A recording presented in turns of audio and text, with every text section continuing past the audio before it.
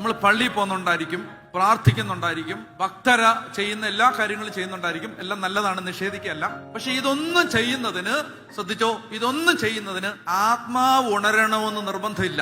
ഒരു ശീലത്തിന്റെ ഭാഗമായിട്ട് ഇതെല്ലാം ചെയ്യാം. രാവിലെ കട്ടൻ കാപ്പി കുടിച്ചില്ലെങ്കിൽ ഒരു അസ്വസ്ഥത, പത്രം വായിച്ചില്ലേ ഒരു അസ്വസ്ഥത, എന്ന് പറഞ്ഞ പോലെ പള്ളിയിൽ പോയില്ലെങ്കിൽ ഒരു അസ്വസ്ഥത. ഒരു ശീലത്തിന്റെ ഭാഗമായിട്ട് ഇത് വരാം. ഇത് ആത്മാവ് ഉണർന്നതിന്റെ ഭാഗമാവണമെന്ന് ഒരു നിർബന്ധമില്ല. ഭക്തരെന്ന് എണ്ണപ്പെട്ടിരിക്കുന്നവരിൽ നല്ല ശതമാനം ആളുകളുടെയും, ക്ഷമിക്കുക, ആത്മാവ് ഉണർന്നിട്ടില്ല.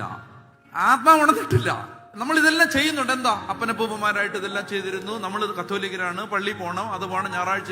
ഇത് ഒരു പരിധി വരെ ഒരുപാട് കാര്യങ്ങൾ സംഭവിക്കുന്നത് ഒരു ഒരു അനുശീലനത്തിന്റെ ഭാഗമായിട്ടാണ്. ഫോർമേഷൻ.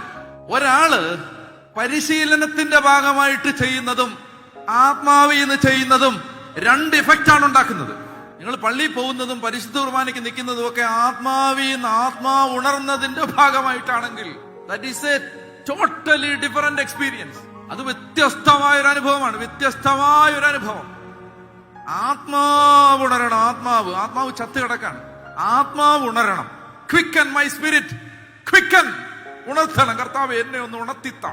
അപ്പൊ അതുകൊണ്ടല്ലോ, അത് മനുഷ്യൻ എത്ര കുലുക്കി വിളിച്ചാലും, എത്ര കൺവെൻഷൻ പന്തലുകളിൽ, എത്ര വാട്സ് സൗണ്ടിൽ നമ്മൾ സംസാരിച്ചാലും മനുഷ്യന്റെ ആത്മാവ് ഉണർത്താൻ ഒരു മനുഷ്യന്റെയും ശക്തിക്ക് കഴിവില്ല. അത് പരിശുദ്ധാത്മാവ് ഉണർത്തിത്തരണം.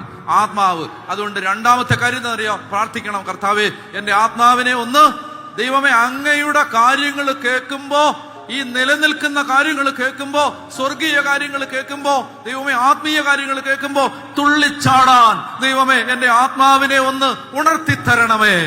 മനസ്സിലായോ? കൺവെൻഷൻ പന്തലുകൾക്ക് സംഭവിച്ച ഒരു അപകടം എന്തെന്നറിയാമോ? അത് ഒരു പരിധി വരെ ജഡത്തെ കൊഴിപ്പിച്ചു, ആത്മാവിനെ മൈൻഡ് ചെയ്തില്ല. ഞങ്ങളുടെ കുറ്റമാണ്, വേറെ ആരുടെയും കുറ്റം പറയില്ല, ഞങ്ങളുടെ കുറ്റമാണ്. കേൾവിക്കിമ്പമുള്ള പ്രഭാഷണങ്ങൾ നടന്നു, ആളുകൾക്ക് താല്പര്യമുള്ള വിഷയങ്ങൾ സംസാരിച്ചു. അതുകൊണ്ട് എന്ത് സംഭവിച്ചു?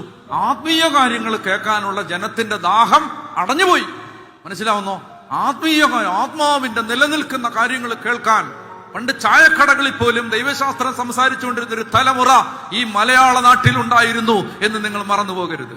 മനസ്സിലായ? ചായക്കടകളിൽ പോലും. ഞാൻ ഒരു ഇടവകയില് വികാരിച്ചനായിട്ടിരുന്ന സമയത്ത് ഞാൻ ഒരു ഇടവക വീട്ടിൽ ചെന്നപ്പോ ഒരമ്മച്ചി എനിക്ക് ഒരു പുസ്തകം എടുത്ത് തന്നിട്ട് പറഞ്ഞു, എന്റെ ഭർത്താവ് എഴുതിയതാ, വായിക്കണമെന്ന്. ഈ അമ്മച്ചിയുടെ ഭർത്താവ് ഒരു സാധാരണ മനുഷ്യൻ, ഒരു കർഷകൻ, പണ്ഡിതനൊന്നുമല്ല.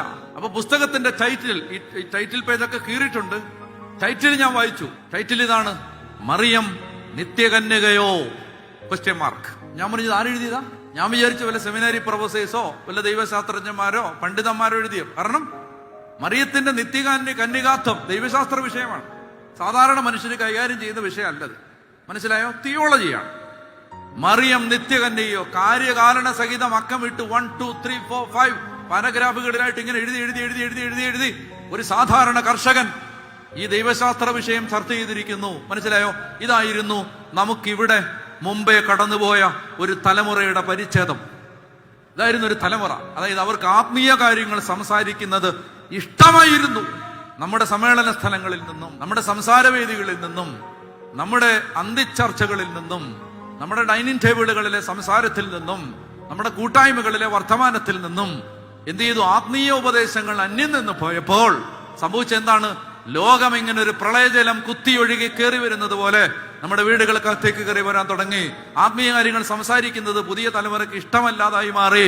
കാറ്റഗിസം ക്ലാസുകൾക്കും പള്ളിയിലെ സുവിശേഷ പ്രസംഗങ്ങൾക്കും അപ്പുറത്തേക്ക് ദൈവശാസ്ത്ര ചർച്ചകൾ ഇല്ലാതാകുന്നിടത്തൊരു സഭയുടെ ഗൗരവവും അന്തസ്സും നിലവാരവും താണുപോകും. അതിന് അന്തസ്സും നിലവാരവും കെട്ടിടങ്ങൾ ഉയരുന്നതല്ല, സ്ഥാപനങ്ങൾ ഉയരുന്നതല്ല. ഒരു സഭയുടെ വളർച്ച ആ ജനത്തിന്റെ വിശ്വാസം വളരുന്നതാണ്, ആ ജനത്തിന്റെ ആഴം വളരുന്നതാണ്. അതിന് വേറെ വഴിയില്ല. എന്ത് ചെയ്യുന്നറിയോ? അതിന് പ്രബോധനം വേണം. ജ്ഞാനവും പ്രബോധനവും ഇല്ലെങ്കിൽ ജനം നശിക്കും എന്ന് വചനമുണ്ട്. ജ്ഞാനത്തെയും പ്രബോധനത്തെയും പുച്ഛിച്ച് തള്ളുന്നവന്റെ നില ശോചനീയമാണ്.